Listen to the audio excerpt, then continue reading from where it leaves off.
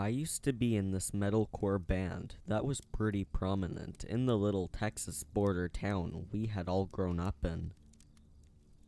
We were constantly getting invited to play shows out of town, and depending on the transportation we had at the time, we would usually accept the offers graciously. This one time though, we get this invitation to play a Halloween gig at this virtually unknown honky-tonk way out in the middle of nowhere. We had a reliable van at the time, and they offered us $100 plus an open bar, so there was really nothing keeping us from playing the gig. I go to check out the hall a few days before the show. The place seemed a tad ghetto, but nice enough for a metal show. The interior was dark wood, giving off the illusion that the place was bigger than it actually was. It reeked of cleaning supplies. The only tables and chairs they had were folding ones, and the bar was a kitchenette with a large fridge. The man that showed me around the place seemed nervous, constantly looking over at the door to a back room behind the stage. I didn't think to ask him about it, but made a mental note to bring up everything sketchy I experienced at the next band meeting, although it had no effect on them. The show was set in stone. So Halloween finally comes, and the boys and I pack up the van and make our way out of town. Before we manage to pass city limits though, I get a call from a friend of mine. He's a big Mexican guy. Really nice, although some of his relatives rolled with some pretty sleazy poses. He didn't know about the show, so he immediately asked me if I wanted to hang out and check out some haunted spots. I tell him no, that I had to play a show, and I was really sorry for not thinking to tell him about it. He jokes that we should swing by and pick him up, which to his surprise we actually did. So after we pick up my friend, we head down to the venue. As soon as we pull off the freeway and onto the 2-lane blacktop, my friend begins to act strange. He's looking off into the fields, his eyes wide. Finally, the venue is in sight. There seems to be tons of cars parked out around the building. We were thinking, alright, we got a good turnout. However, our celebration was cut short by my friend, who let out a loud cry. "No, not there, turn around," he yelled. We pulled to the side of the road, honestly concerned as to what had gotten my friend so worked up. It didn't take any prodding to get him to tell the whole story. With the terrified look on his face, he told us that a cartel ran the bar, and one of the ways they made their money was luring bands to their bar, killing them, and selling off their cars and instruments. We turned around and went home, but the strange thing was, the promoters never contacted us about missing this show.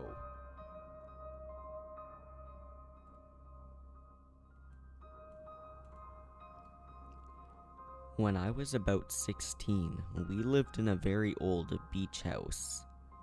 It was 2 stories, situated in the very corner edge of the neighborhood. Houses on one side, forest and campgrounds on the other. Being so old, it creaked a lot, and was definitely not meant to be lived in during the winter anymore, but it's what we had. The bottom floor was pretty much just one big room, front to back, with a tiny, separate kitchen and a tiny bathroom under the stairs by the front door.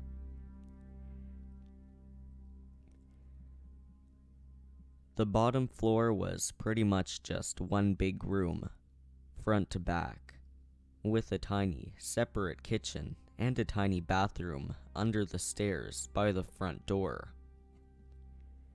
The other side had 2 huge glass doors looking out onto the large patio in the back. Next to the glass doors was a creaky, metal, spiral staircase going into the basement. Everything in this house made noise.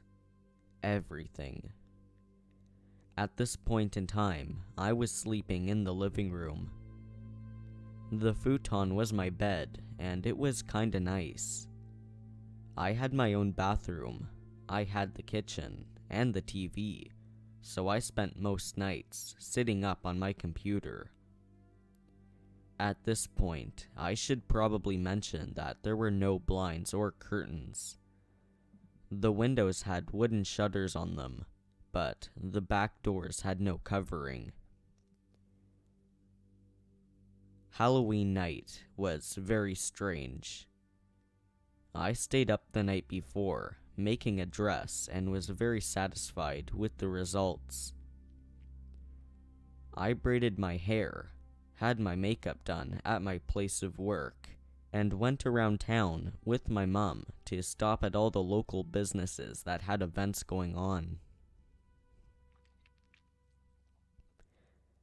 The streets were very crowded with people in costume. It was kind of boring, but my outfit made me happy.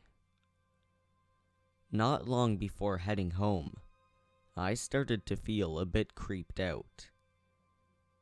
Keep in mind that this is a town I frequently went for walks and bike rides in at odd hours of the night, without any sort of sense of danger. Even for a creepy, old, ghost-like seaside New England town. Even with my mom, and being surrounded by people, I felt more uneasy than I did alone on a foggy night, on the same street, in the middle of off-season. We got home at about 12:30 a.m., and I changed into my pajamas, and sat on my computer, playing games until about 2 o'clock a.m. The glow from my screen lit up pretty much the whole living room. I started to feel uneasy again, and decided to lie down. As was my reaction to feeling creeped out in my own home, I opted to ignore it. My screen was off, but I had a Mac, and there was a glowing white circle on the front of it that continued to lighten up the room. It acted as kind of like a nightlight. I had been nestled comfortably in my blankets, just long enough for my sheets to warm me up. A light rapping sound came from the glass doors. It happened just as I was drifting off, and I assumed I was just hearing things. It came again about 5 minutes later, knuckles on old, loose glass. I laid there, pretending to be asleep.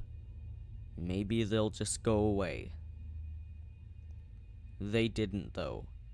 It came again, and again, getting louder and faster and sooner every time. I couldn't handle it anymore. I made a show of angrily throwing off my covers, stomping to the front door, pretending I thought the knocking was coming from there, peeking out the window to emphasize my apparent confusion. The front door was luckily out of sight of the glass ones, and right next to the stairs. I ran upstairs, trying to be quiet, and curled up into the corner of my mother's bathroom. This house had no real air system. There was a furnace that heated the basement, and all of the vents were just holes in the floor, with slats all over them. I was purposely sitting next to one, right above the area where the glass doors were. I should probably make note that the space my bed/computer/TV was in was right next to the dining area, so the glass doors were about 20 feet away from where I was sleeping. The bathroom I was in was just above the dining area table. It was dark, but my computer was still pulsing that white light. The knocking had stopped when I got upstairs. I sat in that bathroom pissed off and at the same time scared, listening intently and staring into space. I heard footsteps on the metal stairs from the basement. The dining room floor creaked, and then my mason jar of pennies spilled coins across the floor. Whoever it was hit the jar and caught it before it tipped completely. I listened to them attempt to quietly put the bulk of it back in. They took a few steps, almost coming into view beneath my vent, before turning and heading back down into the basement. The jar of pennies and the surprisingly noisy house seemed to scare them off. They also had no way of knowing if I'd called the police or not, which I honestly should have, but adrenaline completely got in the way of logic. The next day, I checked the door to the basement from the outside. Unlocked. Everyone always forgot to lock that door. I twisted the locking thing and pulled it back closed. It worked to stop the knob from turning, but I realized the actual slot the door lock went into was broken. The only thing holding the door closed was the friction from the expanded wood. I figured whoever it was in my house wouldn't try to push hard enough to open it, and would probably just try twisting the handle. They never figured it out, and this never happened again. I know now that it was a gamble, and I was a dumb teenager, but it turned out all right. The next chilling discovery I made came that night. I stood outside the glass doors with my family inside, eating dinner, not 10 feet away. It didn't matter how close I got to the glass. I could see them clear as day, but they couldn't see me. When I sat up on my computer, even while I was sleeping due to my night light, you could see me clearly. I couldn't sleep with the lights on anymore. Later on, we covered the glass doors and windows with plastic sheeting in response to a hurricane. They were never taken down.